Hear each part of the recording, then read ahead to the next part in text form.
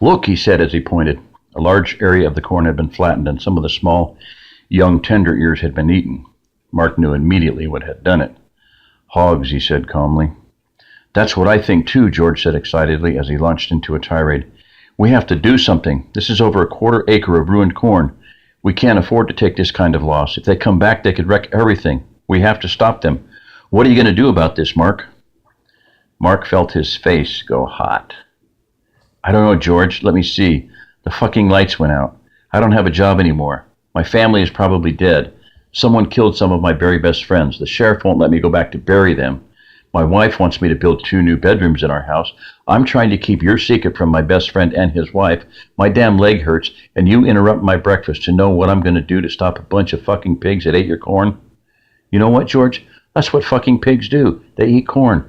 I don't know how to change 1,000,000 years worth of instinct. I'm sorry, but I'm just not that smart. I don't have all the answers to everybody's fucking problems. The red in his eyes faded enough to where he could see the hurt look on George's face. He was immediately filled with regret. I'm sorry, George. I just have a lot on my mind. I'm not mad at you. Please forgive me. I'm sorry, too. I know you're upset about the Watsons. I shouldn't have dumped this on you. And I never realized how hard it's been for you to keep my secret. It's not that hard. I was just blowing off steam. That's the least of my problems. I had no right to throw it up in your face. I'll tell you what. Jim will be back in an hour or so, and he's the best hog hunter I know. Why don't you get with him and see what he thinks is the best way to handle this? I will, Mark, George said dejectedly. I'm really sorry, George. I didn't mean it, Mark pleaded. I know you didn't. You go eat your breakfast. I'll take care of this. Don't you worry about it, the older man said, as he turned and started out of the field at a fraction of the speed that he'd entered it. Mark walked back to the house, slightly limping on his aching leg. He went back inside to find the 4 kids sitting around the kitchen table as Jess scraped scrambled eggs onto their plates. She saw the look on his face. What's wrong? Oh, some feral hogs got into the corn last night and trampled it. Well, that's nothing some of you hunters can't take care of, she said cheerfully. Come sit down and eat some breakfast before you have to go. Dad, I could watch them for them tonight. My arm's getting better, and I know I can shoot my deer rifle, David volunteered eagerly. You can check with Jim when he gets back, Mark told his son. George is going to talk to him about how to keep them out of the crops. As long as Lisa and your mother are okay with it and Jim needs the help, it's okay with me. But no whining if any of them says no, all right?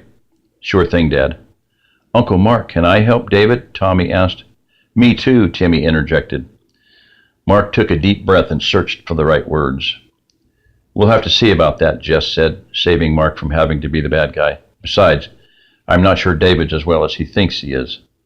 Mark shot his wife a thankful glance and then picked up his fork and stabbed at the eggs. He put the bite in his mouth.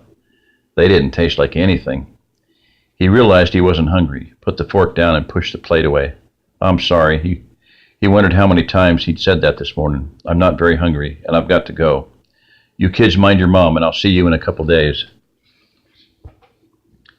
He stood up and headed for the study to get his rifle and gear. Jess followed him into the room. What's really the matter? She demanded. He turned to tell her. Nothing. But her look stopped him. She always saw through him. He hated it.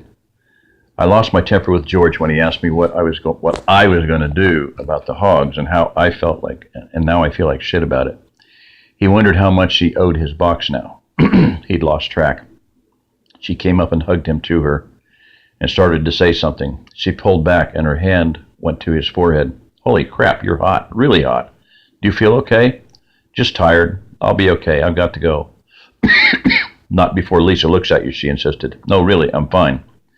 Then you won't have a problem letting Lisa have 5 minutes to look at you. Sam, she called. Yes, Mom, Samantha answered from the other room. Run down to Abby's and tell Lisa I think your dad's coming down with something and I'm sitting on him until she get here.